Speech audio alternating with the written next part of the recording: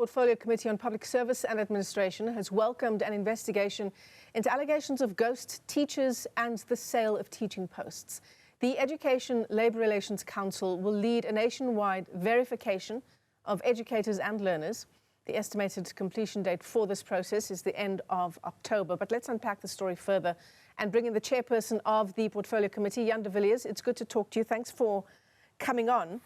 I suppose what's worrying about this story is that this jobs for cash issue has a very long history. It was back in 2014 that a task team was also looking into the very same thing.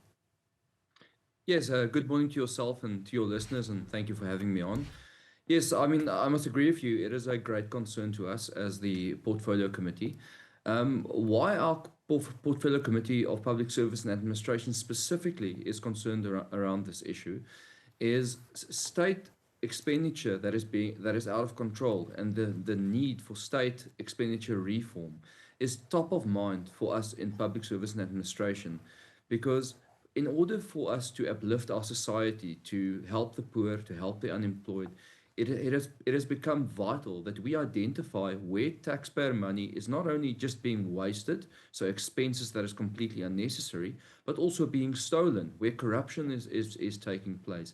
And I think what we found here in these allegations is one of the, I almost want to say, most tragic and worst examples of a wasted state expenditure, because we're talking about qualified teachers who've just qualified, who obviously want to be employed, so they are currently unemployed, they're looking for employment, they've used a combination of their own funds or loans and even taxpayer support because of subsidies to qualify themselves. They've gone that extra mile.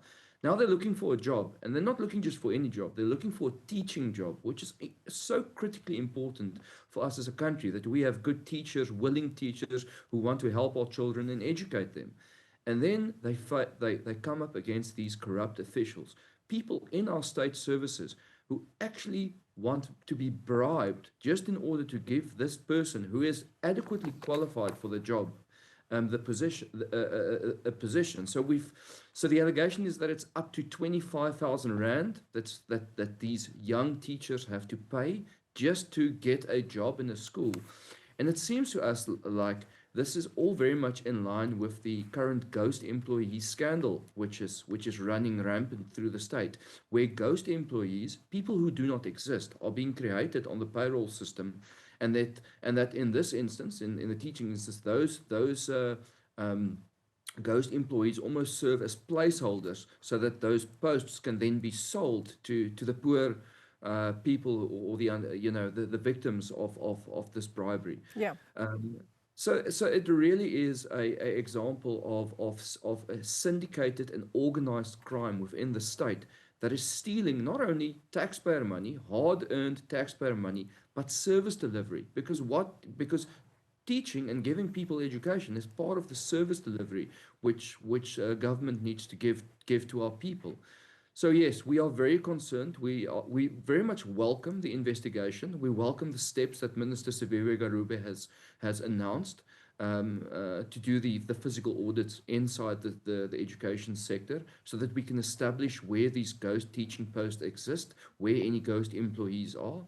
And we also, and I must say, there's been a concerted effort from National Treasury, who in the budget speech earlier this year has also announced that they will be working with the Department of Public Service and Administration to start audits on any ghost employees in the system. So yeah, Jan, all right, let's take you back to this conversation now. The Portfolio Committee on Public Service and Administration welcoming an investigation into allegations of ghost teachers and the sale of teaching posts. We've been in conversation with Jan de Villiers, who's the chairperson of that committee. And Jan, we'd like to thank you for your patience in staying on the line so we can continue this discussion. But essentially, what you've been describing to us, especially insofar as this allegation that a teaching post is being sold for 25,000 rand, I mean, that's essentially extortion. Yes, it is 100% extortion. And I think what we're seeing is that this, as I mentioned previously, is that this is part of a organized crime syndicate within the state. I think you'll find that the creation of ghost employees, so a ghost teaching post, so the creation of a position that's not being occupied by a real person, needs at least 3 state officials to collude. But it actually needs more state officials to keep the system going, because you now need to keep this ghost employee on the system, and you need to almost keep them active.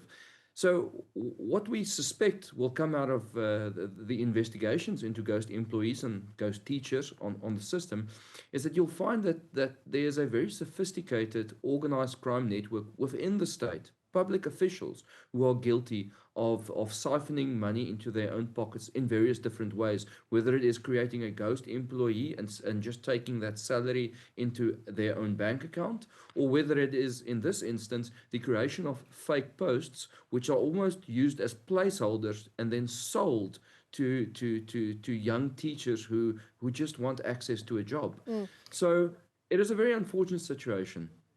I mean, the issue that there are teachers, these young teachers who are sitting at home without a job and who are perhaps willing to take these desperate measures to secure a post in education. It's deplorable, just given, you know, what teachers earn, given how important that position is of a teacher compared to the monthly salary that teachers do earn in the public sector, and then also asking those very same teachers to pay 25,000 Rand to secure a job. But the issue of ghost employees, and you're obviously with the Portfolio Committee on Public Services, it's not something that, and we've known this for some time, it's not limited to the teaching sector, it's a government issue. 100%. And I think that you'll find that it's almost gone under the radar for the last 30 years. I think the real change, or one of the biggest whistles that was blown, was the PRASA audit for ghost employees, where it was found that I think up to 20 million Rand a month is being wasted on ghost employees. And the conclusion of that investigation, I think, opened the door for government to realize that this is actually a real problem throughout the state. All levels of the state, in municipalities, in provinces, in national departments. And that is why we, as the Department of Public Service and Administration, or as the committee who are doing oversight over the department, with the support of the department and with the support of National Treasury, is taking it so seriously that we must do these ghost audits, that we must find these fake employees on the system. But more importantly, and maybe relevant to the link which we just saw from the court, it doesn't help just finding the ghost employees. People need to be prosecuted. They need to be referred to the MPA. Thorough investigations need to be done, and people need to go to jail. Because when you are stealing money from the state, you're not only just being corrupt, you're not just a criminal. You are taking money that is meant to empower someone who's not empowered, that's meant to do service delivery. And in this instance, that is meant to teach children, to educate them, to empower them. You are stealing that money, and for that, you need to be properly convicted in a court, and if found guilty, you need to go to jail. That is what we need to see. Yeah, absolutely. And I mean, you've described to us just the kind of resource it takes to keep a ghost employee active on the system, right? It takes multiple people to keep that ruse going. I mean, will there be anyone left if this case is successfully investigated and prosecuted? Yeah, so I must tell you, I think what as South Africans we sometimes lose sight of is that the vast majority of South Africans and the vast majority of state service officials, police officers, people working in hospitals are good, hardworking people. And what we find is that a small minority of state officials, be it teachers or doctors or a policeman, are unfortunately corrupt and have been tempted to really become organized in this fashion, where they siphon state funds into their own pockets, and they steal. But I do not think that is the norm, and I do not think that if we start identifying these criminals, that our state service will be crippled, or that we will see a lot of people being convicted. I in fact believe the opposite. I think it's a small group of very organized criminals, and I think if we shine the light on them, if we find them and if we convict them, then we will see massive transformation and empowerment in South Africa to the likes of which we've never seen. I mean, it is something which we talk about often. How do we make our unequal society more equal? How do we end poverty? How do we empower and transform our society? Well, I say we do that by proper service delivery. And you cannot have proper service delivery. You cannot give people the services that government must give them, that they are constitutionally empowered to, if you don't have a professional state service run by government officials who are there on merit and has the people's best benefit at heart. And I think that is the answer to most of those questions. Yeah, even though we've been talking about ghost workers sort of in a general sense as well, it really is disheartening that this is happening to teachers, as you say, Jan, who have really poured their own money, whatever help they may have gotten, bursaries, subsidies, into getting this incredibly important qualification, struggling to find work and then being made to pay for a teaching post. Jan de Villiers is the chairperson of the Portfolio Committee on Public Services as that investigation into this issue of ghost teachers and the sale of teaching posts get underway.